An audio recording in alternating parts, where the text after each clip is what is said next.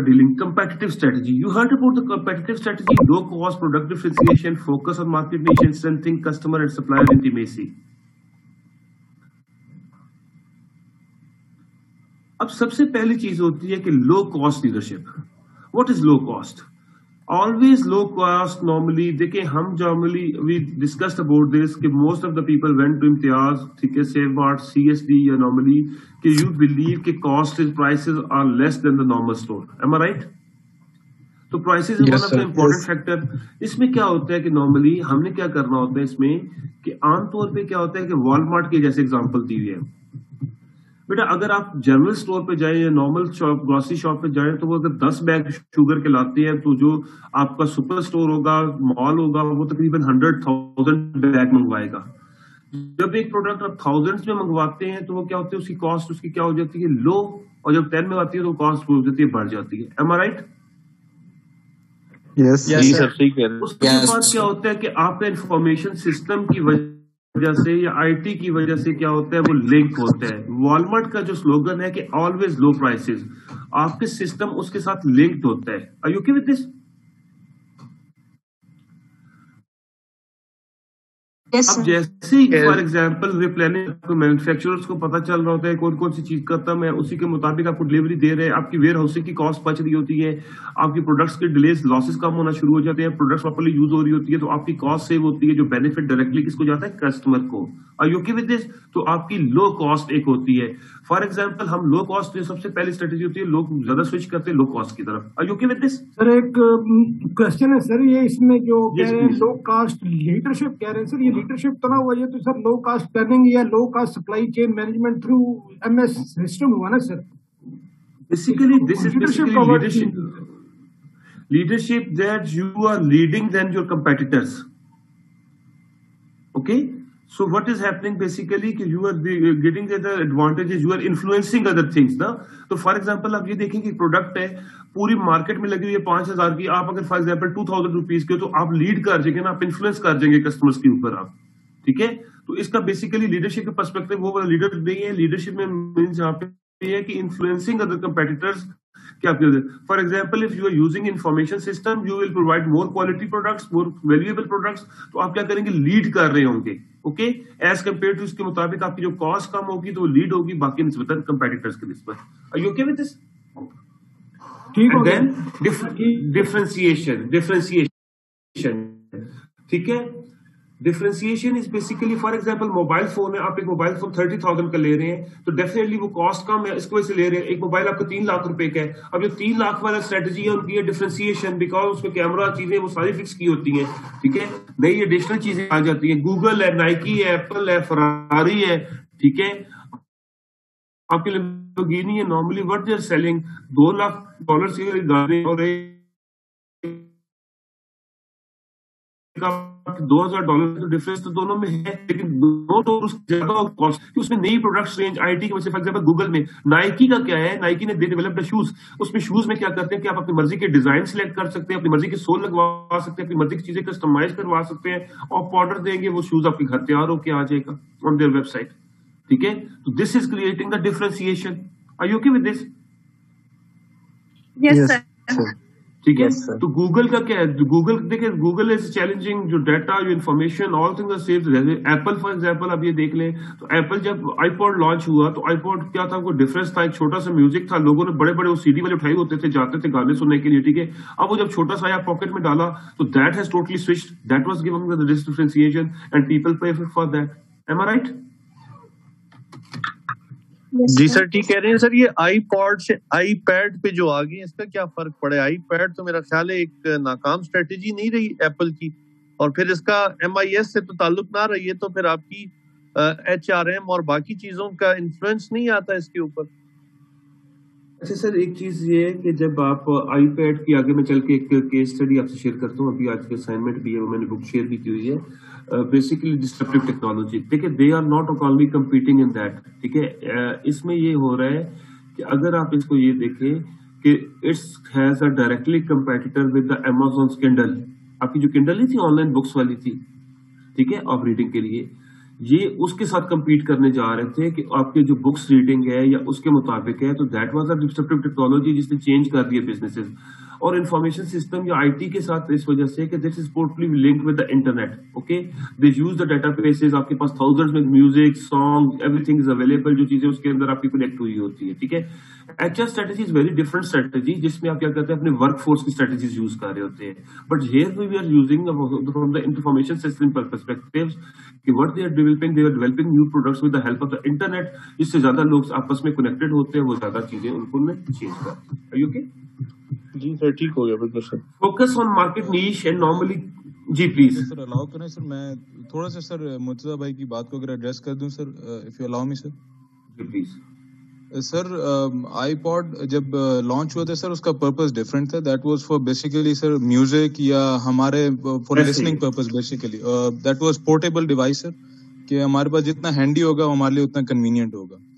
Later on sir जब trend आया तो हम पैड्स के ऊपर जो लार्जर स्क्रीन्स का ट्रेंड आया सर, जिस तरह हमारे पास टैब्स हैं, तो सर वो हमारे पास शायद वो विंडो बेस्ड होती हैं, और सर उनका फिर ऑब्वियसली उसमें हमारे पास ऑपरेटिंग सिस्टम है, वो विंडोज हैं या उसमें एंड्रॉयड है या एप्पल का अपना ओएस है, तो सर वो ट्रेंड उस तरफ चल पड़ा। और ऑब्वियसली जब सर हमारे पास ऑल इन वन आ रहा है, तो ऐसे ऐसे वो चीजें सर फिर फेड आउट होती जाती है, और हम फिर वही डिवाइस प्रेफर करते हैं जिसमें हमारे पास सब आ रहा होता है। बिल्कुल ऐसे है, दैट वाज अ डिफरेंशिएशन ना, डिफरेंट उसने लाया ना। जैसे अभी एक टैब्स आ रही हैं जिसमें आप जो ऑनलाइन में, अब देखें ना डिफरेंस क्या है। अब मैथमेटिकल जो है ना, वो सब्जेक्ट्स ऑनलाइन पढ़ाना बहुत मुश्किल है। अभी एक मैम देख रहे थे, गैनन की है, डैने की मुख्तलिफ कंपनीज की अवेलेबल टैब्स होती हैं।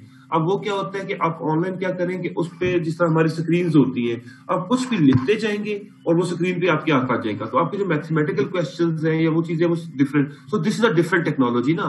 जो हम लेक्चर है वो तो स्लाइड चला रहे हैं, तो यूं क्या होता है कि डिफरेंशिएशन की तरफ जा रही है कि आपकी वो इंटरनेट के साथ कनेक्ट होगी, वही चीज होगी, और आपका जो ऑनलाइन लेक्चर होगा टीचर पेन के साथ लिख रहा होगा और आपको सामने स्क्रीन पे नजर आ रही होगी। तो दैट सर होलोग्राम इसकी एग्जांपल है sir, in future sir, in near future hologram sir. जी जी जी। इसके बाद sir focus on market niche. Normally क्या होता है कि नॉर्मली जब रिटेल होटल है, इसकी एग्जांपल्स आ जाती है, लोगों को डाटा बेच सकते हैं, नॉर्मली उनके मुताबिक उनको टारगेट्स कर रहे होते हैं, ठीक है, और स्पेशलाइज करते हैं, फोकस करते हैं अपनी फॉर एग्जांपल एक स्ट्रेटजी पे, चाहे आप अपनी ह्यूमन रिसोर्स पे फोकस कर रहे हो, मार्केटिंग पे कर रहे हो, चाहे आप कॉस्ट पे कर रहे हो या डिफरेंशिएशन पे कर रहे हो, तो नॉर्मली ये क्या होता है, उनके मुताबिक आमतौर पे जब ये फोकस कर रहे होते हैं तो नॉर्मली ये आ जाता है। Strengthening customer supplier intimacy, normally क्या होता है कि आप ऐसे रिलेशनशिप डेवलप करते हैं जिसके लोग स्विच नहीं कर सकते। For example Amazon, I gave you example कि मैंने 2010 में बुक खरीदी, 10 साल बाद भी उससे रिलेटेड बुक्स आ रही है, क्योंकि they have the system in database. तो जब अपने कस्टमर पे फोकस कर रहे हैं, जब आप सप्लायर्स आपको पूरी दुनिया से मिल रहे हैं, आप for example if bye a stuff from here Pakistan that cost you for example 500 and if you get from China 200, तो डेफिनेटली आपकी प्रोडक्ट की प्राइस क्या हो जाएगी, लो हो जाएगी। आप ज्यादा बड़ी मार्केट नहीं कर सकते, आप अपने कस्टमर के साथ ज्यादा बेटर रिलेशनशिप डेवलप कर सकते हैं, ठीक है। तो नॉर्मली डिफरेंट स्ट्रेटजीज के मुताबिक यूज हो रही होती है। Are you okay with this? Now we are discussing about the organization. तो देखिए आपकी जितनी भी चीजें ना, डिफरेंशिएशन तभी आती है when you will provide something different to the customers. आप उनको ऐसी चीजें प्रोवाइड कर रहे हो जिसके मुताबिक क्या होता है कि आप उनसे मैक्सिमम अमाउंट। तो चेंज लाने के लिए सबसे पहली चीज ये है कि आपने ऑर्गेनाइजेशन का कल्चर बहुत चेंज करना है, एनवायरमेंट चेंज करना है। अगर आप ऑर्गेनाइजेशन का एनवायरमेंट चेंज कर लेते हैं और आप उसको प्रॉपरली यूज करना शुरू कर देते हैं, तो आमतौर पर ये चीजें वो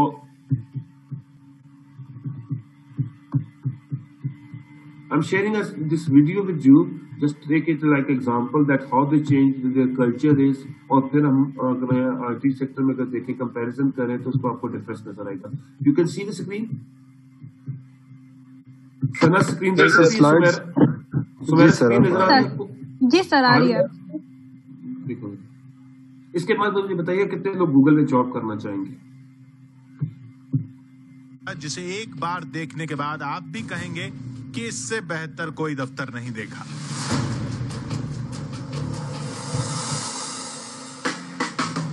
गूगल के पहले भारतीय मूल के सीईओ सुंदर पिचाई ने खुद दिया है नरेंद्र मोदी को ये न्योता, और इसी के बाद मोदी के अमेरिका दौरे में शामिल हो गया है कैलिफोर्निया में गूगल के दफ्तर का दौरा, जिसे एक बार देखने के बाद आप भी कहेंगे कि इससे बेहतर कोई दफ्तर नहीं देखा।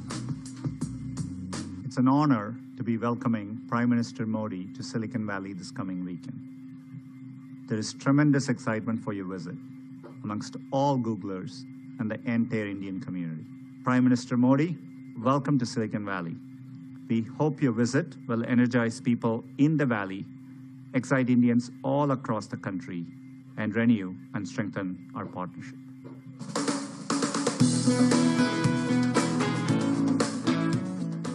अपने कंप्यूटर पर इंटरनेट सर्च इंजन गूगल पर जैसे ही आप कुछ खोजना शुरू करते हैं, आपका रिश्ता कैलिफोर्निया में मौजूद गूगल के इस हेडक्वार्टर से जुड़ जाता है। लेकिन यहाँ क्या होता है और कैसे, ये आप नहीं जानते, तो हम बताते हैं। ये है कैलिफोर्निया में गूगल के दुनिया भर में 70 दफ्तरों के बीच तालमेल बिठाने वाला हेडक्वार्टर। करीब 10 लाख स्क्वायर फुट में फैला ये दफ्तर गूगल का दूसरा सबसे बड़ा ऑफिस है। ये कितना बड़ा है ये समझने के लिए बस इतना जानना काफी है कि 3 बड़े स्टेडियम के बराबर है ये दफ्तर। अब जरा अंदर चलिए, आपको दफ्तर जैसा नजारा मिलेगा ही नहीं, क्योंकि ये दफ्तर कुछ इस तरह से बनाया गया है कि आपको घर जैसा महसूस हो। 16 इमारतों से बना ये दफ्तर दुनिया में सबसे आजाद दफ्तरों में गिना जाता है। यहाँ आप अपने बच्चों के साथ भी आ सकते हैं, क्योंकि उनके लिए खेलने की सुविधा है, वो भी देख रेख करने वाले कर्मचारी के साथ। यही नहीं, अगर आपके पास पालतू जानवर हैं तो उन्हें भी यहाँ ले आइए, गूगल ऐतराज नहीं करेगा। लोग यहाँ इसलिए काम करना चाहते हैं क्योंकि इसके बाद उन्हें घर का काम निपटाने की चिंता नहीं होती। यकीन नहीं होता तो ये देखिए, गूगल की लॉन्ड्री सर्विस। अपने गंदे कपड़े लाइए और घर लौटते वक्त साफ कपड़े ले जाइए। खाना पकाने का भी झंझट गूगल पर ही छोड़ दीजिए। यहाँ दिन में 3 बार मुफ्त खाना दिया जाता है। ऐसी 4 बड़ी कैंटीन में आपको अपना मनपसंद खाना मिलता है। अंदर खाना हो तो भी ठीक, और अगर खुली हवा में ग्रिल्ड व्यंजनों का मजा लेना हो तो भी पूरा इंतजाम है। क्वालिटी ऐसी कि आप गूगल के बाहर ऐसा खाना तलाशते रह जाएंगे।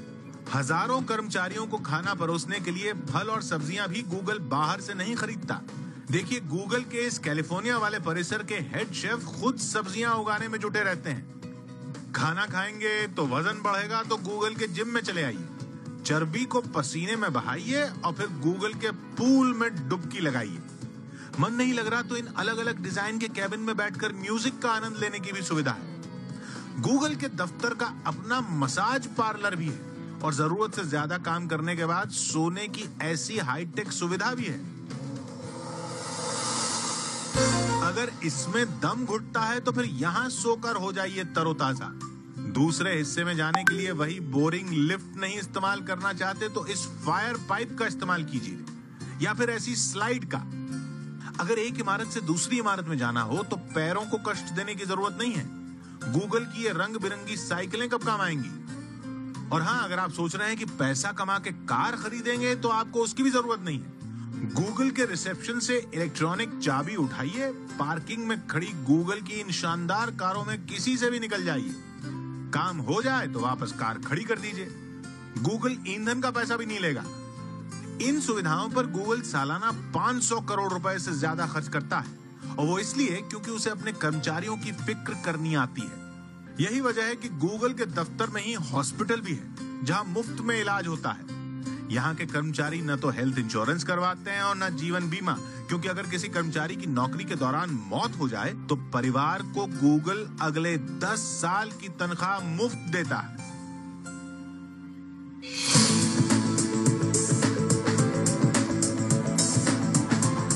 गूगल का ये दफ्तर इतिहास से भविष्य का नाता भी जोड़ता है। लाइब्रेरी आपको इतिहास के गलियारों में ले जाएगी तो दफ्तर का फर्नीचर किसी स्पेसक्राफ्ट जैसा एहसास देगा। यही वजह है कि गूगल को दुनिया भर से बेहतरीन कर्मचारी ढूंढने में दिक्कत नहीं होती। हर 15 सेकंड में नौकरी के लिए एक नई एप्लीकेशन गूगल के दफ्तर में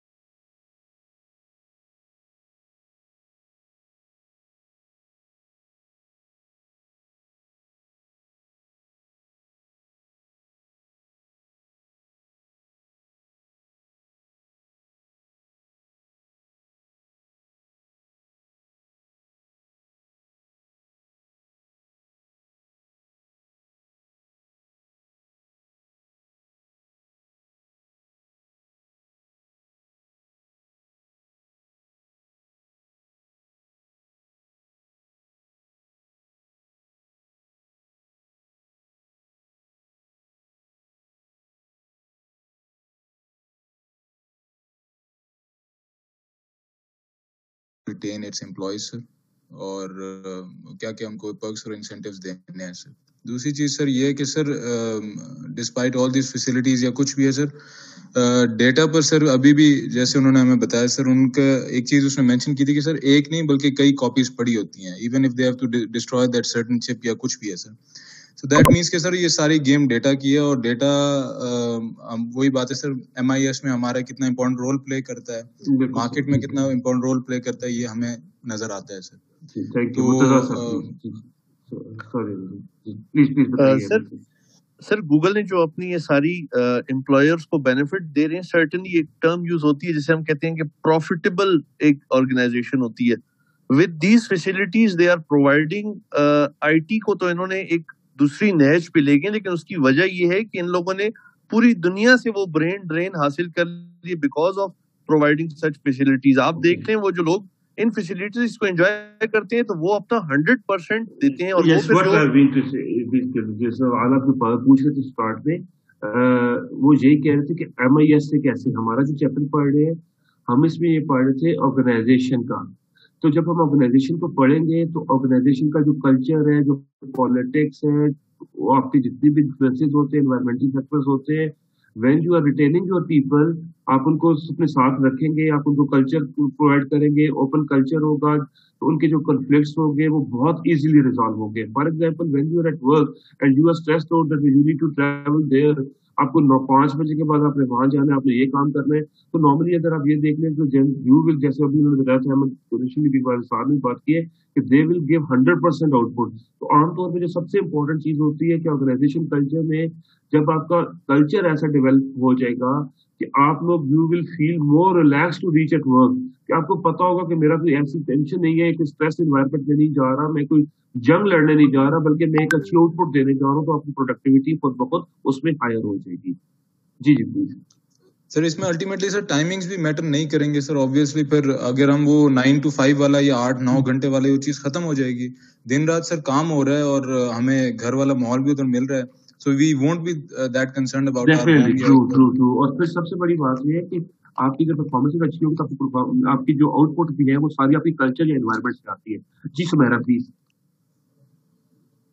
सर मैं ये बताना चाहूंगी कि हमारे यहाँ पाकिस्तान में जोंग भी ऐसी ही सर्विसेज दे रहा है, ना सारी तो सारी ऐसी नहीं दे सकता है, लेकिन मेरिट्स जो एम्प्लॉयज हैं उनके, उन लोगों को ये फैसिलिटी दे रहा है कि वो अपने बच्चों को, जो छोटे बच्चे उनको लेके आ सकते हैं, उनके लिए सेपरेट मेड्स भी उन्होंने रखी हुई हैं जो उनको केयरफुल करती हैं, उनकी लुक आफ्टर करती हैं, और पेरेंट्स को ये अलाउ होता है कि वो दिन में जितनी दफा चाहें अपने बच्चों के पास जा सकते हैं। तो सर ये भी हेल्प होता है कि आप जितना रिलैक्स रहेंगे उतना ज्यादा, क्योंकि मोस्टली जो कपल्स होते हैं या मैरिड एम्प्लॉयज होते हैं वो अपने जॉब पे उस तरह से फोकस नहीं कर सकते। लास्ट क्वेश्चन जी सर, मुमताज जी प्लीज।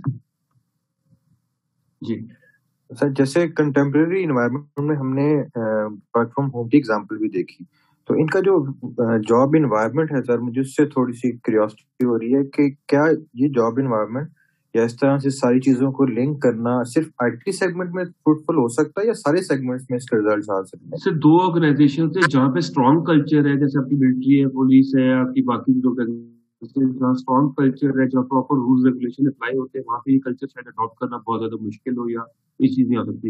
लेकिन जहाँ पे क्रिएटिविटी या इनोवेशन या न्यू प्रोडक्ट डेवलपमेंट की बात होगी तो वहाँ पे इन चीजों को एग्जीक्यूट करना बहुत ज्यादा जरूरी है। आप ह्यूमन रिसोर्स भी आपने पढ़ा होगा, मैनेजमेंट आपने पढ़ी होगी, उसमें जो सबसे इंपॉर्टेंट चीज है कि देखिए मैनेजर का काम ही नहीं कि रूटीन की काम करना, we are more focusing on the new product development.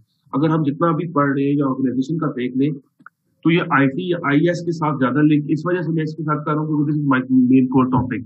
तो अगर आप ये देखिए तब तक आपकी नहीं होगी, if you are not relax, you are free mind, आप कोई चीज को अप्लाई नहीं कर सकते। Am I right? Right sir, definitely. तो उसमें क्या होता है कि आपका जो कल्चर है उन चीजों को एग्जीक्यूट करना ये बहुत ज्यादा जरूरी होती है। तो इसी वजह से हम क्या करते हैं कि तो हमने जो स्ट्रेटेजीज पढ़ी है कंपेटिटर की निस्बत, definitely you are in the market, you are developing new thing, new products, database की हमें बात कर चुके हैं, लेकिन हम ऑर्गेनाइजेशन के पर्सपेक्टिव में जब बात करते हैं अब न्यू मार्केट,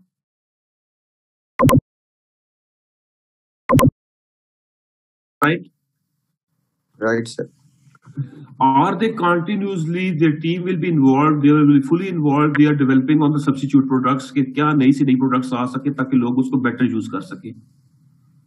ऐसे ही है। जी sir. Then suppliers, they are contacted with the supplier all over the world, जो प्रोडक्ट्स उनको चाहिए, जहाँ पे उनको वर्कर चाहिए, every 10-15 सेकंड में उनके पास सीवीज आ रही होती है, वर्क बेस्ट पीपल उनके उन्होंने रखे हुए हैं, ठीक है। And then the customers, how they satisfying the customer, उनका डाटा, उनकी एक्सेस, उनकी सारी इंफॉर्मेशन अवेलेबल है, उनके ट्रस्ट, उनके behaviour, marketing, every company second business is relying on them. So one thing is very clear, जब इससे पहले पढ़ा था, ऑर्गेनाइजेशन कल्चर, पॉलिटिक्स, एनवायरमेंट्स, ठीक है, तो ये सारे फैक्टर्स आपके तब तक नहीं हो सकते when you are internally not satisfied. देखिए, दो किस्म की मोटिवेशन होती है, one is intrinsic and other is extrinsic. If you are satisfied extrinsically, but if you are not satisfied internally, आपको 5 लाख तनख्वाह दे रहे हैं लेकिन आप सेटिस्फाइड नहीं, अपनी जॉब पे खुश होकर जा नहीं रहे, इन्वॉल्व नहीं है, तो आपकी परफॉर्मेंस जीरो हो जाएगी। और most of the time what I am doing research on this is basically लोगों का डेविएंट बिहेवियर हो जाता है, काउंटर प्रोडक्टिव बिहेवियर हो जाता है, ठीक है। अब उसमें क्या होता है कि लोग बहुत सारे नॉर्मली, अब फॉर एग्जांपल मैं अभी नर्सिंग सेक्टर पे जब कर रहा था तो उसमें मैंने आइडेंटिफाई किया, आपको पता होगा कि बहुत सारे, अभी होली फैमिली हॉस्पिटल में एक इंसिडेंट हुआ था कि बच्चा नर्सरी में था और चूहों ने अटैक कर दिया, शायद आपको कुछ अर्सा पहले न्यूज सुनी होगी आपने, ठीक है। कितने इंसिडेंट्स हैं जो कि रिपोर्ट ही नहीं होते, जब आप इंटरनली जाके देखें तो नॉर्मली क्या होता है कि जब लोग सेटिस्फाई नहीं होते तो हम इनोवेशन या न्यू चीजों से दूर की बात है कि आपके जो एग्जिस्टिंग कस्टमर्स हैं आप उनको सेटिस्फाई नहीं कर पा रहे होते। Am I right? Yes, sir. Thank you बेटा, थैंक्स फॉर योर इन्वॉल्वमेंट ना। तो आपकी जो सब्स्टिट्यूट प्रोडक्ट्स, ये पोर्टर की 5 मॉड स्ट्रेटजीज है, आई ओके, और this is called as competitive strategy. आपको असाइनमेंट भी दूंगा और आप अपने कोई बिजनेस सोचिए और उसके मुताबिक अगर आप ये देखिए कि you are in the class तो it's a very good group task, आप मिलके काम करें और अपना कोई डेवलप करते हैं आईटी सेक्टर, तो आपकी सबसे पहले क्या स्ट्रेटजी होगी? आप अपने कॉस्ट को कंपैरिजन करते हैं ना। देखिए, आप मोबाइल फोन लेते हैं, कोई भी चीज देखते हैं, नॉट ऑल लेकिन मेजोरिटी कॉस्ट को देखते हैं या नहीं देखते आप लोग? तो कॉस्ट कम होगी तो पीपल ज्यादा अट्रैक्ट होंगे आपके, डिफरेंशिएशन होगी, नई प्रोडक्ट आएगी, नई रेंज आएगी, तो वो चीजें ज्यादा बेटर हो जाएगी। और फॉर एग्जाम्पल आपको मार्केट में अगर 15,000 रुपए का मिल रहा है, फॉर एग्जाम्पल 10,000 का मिल रहा है, एक टैब मिल रहा है जिसके मुताबिक क्या होता है कि आप जो कुछ लिखते जाते हैं वो आपके अगले की स्क्रीन पे नजर आ रहा होगा, लाइक जूम के साथ आपकी स्क्रीन के साथ कनेक्ट हो जाएगा, ठीक है। अब वो 50,000 का भी है, 80,000 का भी है, और आपको मार्केट में डैनी और गैनन का 9,000 का भी मिल रहा है। अब वो जो 9,000 का चल रहा है वो लो कॉस्ट पे चल रहा है, और जो डिफरेंशिएशन होगा, जो ब्रांड होगी, जो रिकॉग्निशन होगी, वो 80,000 का जो बेच रहा होगा वो डिफरेंशिएशन स्ट्रेटजी पे चल रहे होंगे। Am I right? And then focus. तो आप अपने कस्टमर्स को कैसे फोकस करते हैं, क्या स्ट्रेटजीज यूज करते हैं कि वो ज्यादा से ज्यादा उन चीजों पे वो रिटेन रहेंगे? Are you okay? Yes sir. Yes, sir.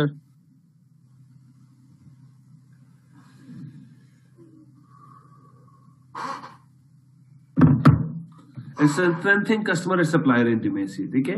तो जो ज्यादा से ज्यादा होगा जब आपकी होगी तो नेटफ्लिक्स है, अमेजोन है, आपके कंटिन्यू जब कस्टमर रिटेन रहेंगे तो वो ज्यादा ज्यादा। बेटा ये आपकी केस स्टडी है, ये मैंने असाइनमेंट भी दी है, नेक्स्ट वीक आपकी क्रेडिट कार्ड कंपनीज की है। Do you know this is not only the customer need your data. For example, अगर आप ये देखें कि हमारा डाटा सिर्फ रॉन्गफुल पर्पसेस के लिए नहीं होता, डाटा के यूजेज बहुत सारे पर्पसेस होते हैं जिनके मुताबिक वो यूज कर सकते हैं, ठीक है ना। नॉर्मली क्या होता है कि आपको क्रेडिट कार्ड कंपनी दे रही है 50,000 रुपए का, ठीक है। अमेरिकन एक्सप्रेस के एग्जांपल है, ये केस आपने पढ़ना है और इसके तीनों क्वेश्चंस का आंसर देना है। मैं शॉर्ट्स आपको बता देता हूँ। फॉर एग्जांपल हमारे पास 3 कस्टमर्स हैं, फॉर एग्जांपल सुमेरा है, फॉर एग्जांपल रहमान है, और फॉर एग्जांपल हम ले लेते हैं अमाद को, मिसाल ही ले रहे हैं बेटा, ठीक है, मिसाल समझिएगा इसको। सुमेरा हर महीने 10,000 की ग्रोसरी खरीदती है और 10,000 बैलेंस क्रेडिट कार्ड का आता है, 20,000 की लेती है, 20,000 रुपया जमा करा देती है, ओके। सेकंड कस्टमर हमारे पास आ गए रहमान साहब। रहमान साहब क्या करते हैं कि फॉर एग्जांपल 20-25,000 की डिफरेंट प्रोडक्ट्स लेते हैं, जो ग्रोसरी भी हुई, शर्ट्स वगैरह भी होगी, कोई लग्जरी आइटम्स भी होगी, 10-12,000 जमा करा देते हैं और बाकी क्रेडिट कर देते हैं जो अगले महीने जमा करा देते हैं। Are you okay with this? Third is Amad. Amad जरा रिस्की कस्टमर है, वो कभी 30,000 लगाता है, कभी 40,000 लगाता है। अमाद क्या करता है कि वो क्या करता है कि मोस्टली कभी लॉटरीज में या कैसीनोज में या किसी ऐसी चीजों पे इन्वेस्ट करता है और वहां पे क्रेडिट कार्ड से पे करता है और हर क्रेडिट कार्ड के बदले में वो वहां पे इन्वेस्ट करता है। You know what I mean. अब तीनों कस्टमर्स में अच्छा कस्टमर कौन है? अमाद सबसे ज्यादा पैसे लगा रहे हैं। कासिम कौन सबसे अच्छे कस्टमर है इनमें? I think sir first one. Sumera सबसे अच्छी कस्टमर है, ठीक है जी। कासिम कौन है? सर फर्स्ट वन नहीं होगी क्योंकि जो है ना नहीं, अच्छा ठीक है, गुड।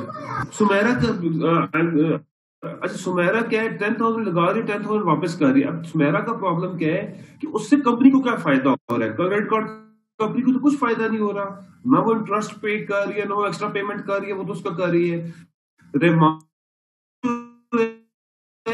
50,000 भी लगा रहा है, लेकिन वो रिस्की क्या प्रॉब्लम होगी तो ये हमारा सब कुछ डूब जाएगा। ओके, अमाद रहमान का क्या है कि रहमान अगर 20,000 लगाता है, 10,000 लगाता है, इंटरेस्ट भी पे कर रहा है, तो ये ज्यादा वैल्यूएबल है। अब नॉर्मली हर कंपनी एक क्या करती है, अमेरिकन एक्सप्रेस ने कोड इशू किए हुए हैं।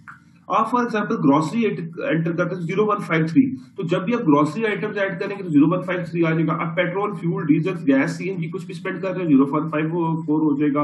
हर कंपनी को उन्होंने कोड दिए होते हैं। अगर आप फॉर एग्जाम्पल बर्ड्स के लिए या पेट्स के लिए कुछ ले रहे हैं, इट्स मीन कि यू आर वैल्यूएबल कस्टमर के जो अपने खर्चे पूरे तो पेट्स पे खर्च कर रहे हैं ना, ठीक है। तो अगर क्या होता है कि वो कोड्स आ जाते हैं, उस कोड्स के मुताबिक सिस्टम के थ्रू एनालाइज हो सकता है कि कौन कौन सा हमारा कस्टमर वैल्यूएबल है और कौन सा हमारा कस्टमर रिस्की है। अब ये जो डिफरेंशिएशन स्ट्रेटजीज है, ये उसके मुताबिक क्या करते हैं कि ये आइडेंटिफाई कर। जी जी प्लीज सर जरा ये दोबारा समझाइएगा। दो कस्टमर्स में से एक ने टाइम पे पेमेंट कर दी, उसने कोई इंटरेस्ट और कोई बेनिफिट नहीं दिया कंपनी को, और दूसरा वो है जो कि 1 महीने बाद पैसे देता है, उस पर इंटरेस्ट भी देता है और अमाउंट भी पूरी करता है। तो कंपनी को कौन बेहतर लगा? ये इंटरेस्ट वाला जो इंटरेस्ट दे रहा है, सेकंड वन ठीक हो गया। थर्ड वन जो था रिस्की था। अब वो मैं ये बताने का मकसद जो था, बैकग्राउंड बताने का मकसद ये था कि कंपनी के पास एक एक चीज की इंफॉर्मेशन आ रही होती है कि आप कहाँ पे सिस्टम पे स्पेंड कर रहे हैं। अब बाहर अगर अमेरिकन एक्सप्रेस की जो लिमिट देखें ना, तो वो लोगों के पास बाहर के मुल्कों में 2-2 करोड़ रुपए की क्रेडिट कार्ड की लिमिट होती है। और किसी दौर में ये बाहर जो लोग थे ना, बिजनेसमैन, उन्होंने बहुत ज्यादा इसको रॉन्गफुल पर्पसेस के लिए भी यूज किया। ऐसे यूज किया, दे यूज व्हेनेवर ट्रैवल्ड, तो कंपनीज का इतना ट्रस्ट होता था कि उसके मुताबिक उनकी लिमिट एक्सीड कर देते थे और उसके बाद वो पे नहीं करते थे। अब क्या हुआ कि आपकी सारे शॉपिंग डिसीजन को डाटा कलेक्ट करके आपको इंफॉर्मेशन देते हैं कि these are the customers, how can we retain them. Are you okay with this? Yes. For example if you spend on a pet shop, तो आपने 20,000 अगर पेट शॉप पे स्पेंड किया, तो customer the company can analyse that you are spending 20,000 on pets, 20,000 on these things, so it's mean that you have enough money, enough resources कि आप बाकी चीजों पे already spend कर चुके हैं। जी Imran sir please. Sorry for interruption. नहीं no worries sir please. In fact मैंने ये लिखे थे पोर्टर्स के 5 जो प्रिंसिपल्स थे, बट सर मेरा एक छोटा सा क्वेश्चन इससे रिलेटेड है, if you can elaborate. Sir जब ये पोर्टर ने दिए थे 5 principles, did he kept in mind keep in mind the effect of globalization, या ये ग्लोबलाइजेशन के अलावा आइसोलेशन में ये प्रिंसिपल्स किसी खास कंपनीज के ऊपर या इंडिविजुअल्स लेवल कंपनीज के ऊपर एप्लीकेबल होते हैं? सेकेंडली कि जब हम MIS की बात करते हैं तो इतनी टेक्नोलॉजी एडवांस हो गई, जब ये प्रिंसिपल्स दिए गए थे उसके बाद की एडवांसमेंट की वजह से क्या इन प्रिंसिपल्स या इसके पॉइंट्स के ऊपर फर्क नहीं पड़ा सर? ठीक है बिल्कुल सही है, बिल्कुल वैल्यूएबल सर। आप agree with you, whenever any theory come, anything come sir, उसके नॉर्मली क्या होता है कि आमतौर पे वो चैलेंजेस बाद में आना शुरू हो जाते हैं, ठीक है, नो डाउट किसी भी। But one thing, it theory always give a good idea जो कि फ्यूचर में आने वाले बिजनेसेस के लिए एक डायरेक्शन सेट कर देते हैं, ठीक है। नो डाउट न्यू एंटर्स उस दौर में इतने ज्यादा नहीं थे जो कि आज तक चैलेंजेस आ सके। ऐसे ही सर ग्लोबलाइजेशन का इम्पैक्ट वैसा नहीं था इसी तरह जिस तरह आ सके, ऐसे, ठीक है।